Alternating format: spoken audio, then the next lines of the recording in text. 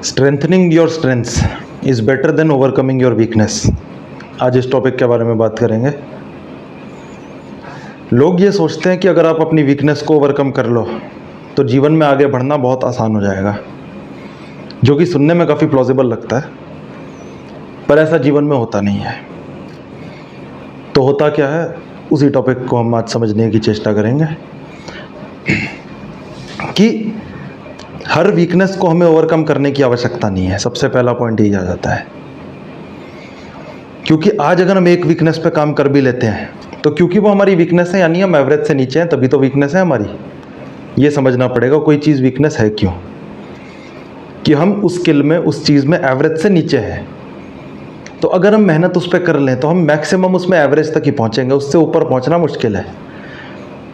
ऐसा नहीं है कि स्किल आज की डेट में 0 है तो बहुत ज़्यादा मेहनत करके आप बिल्कुल 100 पे पहुंच सकते हो स्किल में।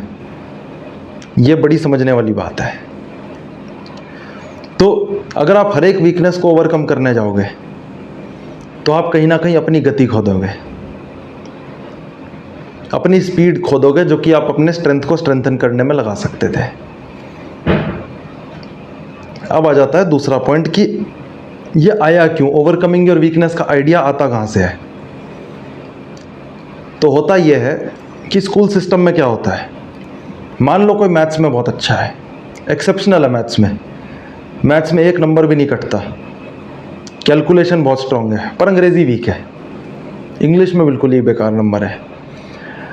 तो मैथ्स में आए 100 में से 99 मान के चलते हैं, इंग्लिश में आए 100 में से 35, तो रिजल्ट ओवरऑल लेवल पे खराब ही आएगा, क्योंकि सारे सब्जेक्ट्स का एवरेज बन के निकलता है।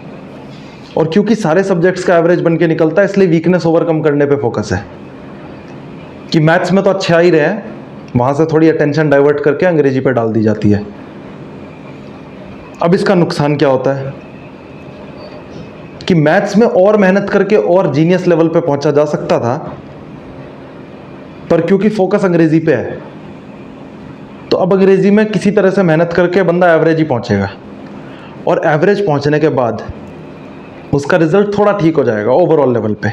जब हम ओवरऑल पिक्चर देखेंगे रिजल्ट ठीक होगा, पर रियल लाइफ में ऐसा नहीं है। रियल लाइफ में हो सकता है कि आपका कोई एक एक्सेप्शनल स्किल आपको मोटा पैसा बना के दे दे, वो आपके करियर लेवल पे भी हेल्प करे, और हो सकता है वो आपकी हॉबी हो, आपकी हॉबी बहुत बढ़िया हो जाए, बहुत सारी चीज़ें हो सकती हैं। अगर सिर्फ अपनी उस स्ट्रेंथ पे काम करते रहो लगातार ऑन अ रेगुलर बेसिस।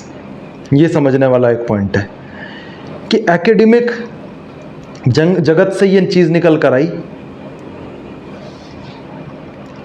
तो उस पर हमने बहुत ज़्यादा फोकस करना शुरू किया, जिससे कि हमारा मेजर लेवल पे नुकसान हुआ, और आज फिर एक मेजर हमारे पास समस्या निकल के आती है जिसको हम ओवरकम नहीं कर पा रहे। अब आ जाता है तीसरा पॉइंट कि इसमें लोगों का क्या रुझान है। लोगों को मज़ा आता है सामने वाले की कमी निकालने में, क्योंकि कमी निकालना बड़ा आसान है। किसी ने कुछ बोल दिया तो उसका बोलने का तरीके में कमी निकाल दो, किसी के इंग्लिश एक्सेंट पे कमी निकाल दो, किसी के हिंदी एक्सेंट पे कमी निकाल दो, किसी ने 100 में से 10 बातें सही बोली तो 90 बातों को पकड़ के उसको पूरी तरह से नकार दो, उसकी उन 10 बातों को भी एक्नॉलेज मत करो जो हो सकता है उसने बहुत एक्सेप्शनल बोली हो। तो ये गलतियां हम करते हैं कि सामने वाले की कमी निकालने की पूरी कोशिश करेंगे, और आपकी भी लोग कमी निकालेंगे, हमेशा निकालते रहेंगे। आप कितने भी अच्छे हो, आपके अंदर हजारों अच्छी क्वालिटीज़ हो, 1-2 बुरी क्वालिटी है, नज़र उस पर ही जाएगी। एक खाली कागज़, सफ़ेद कागज़ है, उसके बीच में जो काला डॉट है, फोकस हमेशा काले डॉट पे जाता है। तो लोग कमी निकालेंगे, उनका काम है निकालना। आपको अपनी चमड़ी रखनी है राइनो जैसी, और राइनो के साथ बढ़िया बात क्या है कि राइनो में सींग भी होता है, कि कोई ज़्यादा बदतमीज़ी कर रहा है तो उसको सींग बींग भी मारना पड़ता है कई बार। ऐसा नहीं है कि सिर्फ चमड़ी मोटी रख के सहना ही है, कोई भाला लेके आ जाए तो सींग भी मारना पड़ेगा। और स्ट्रेंथ्स को स्ट्रेंथन करने पे ज़्यादा फोकस करना है, यही मेजर पॉइंट है, क्योंकि अल्टीमेटली जो स्ट्रेंथ है, पैसा उधर से ही आएगा, जीवन के बढ़िया आउटकम उधर से ही आएंगे। अगर वीकनेस पे लगे रहे तो स्ट्रेंथ भी अच्छी नहीं हो पाई, वीकनेस भी एवरेज ही लेवल पे रह गए, तो पूरा जीवन एवरेज टू बिलो एवरेज ही रह जाएगा। ये बात एक समझने वाली बात है। तो आई होप आप मेरे मैसेज के साथ रेजोनेट कर पाओगे।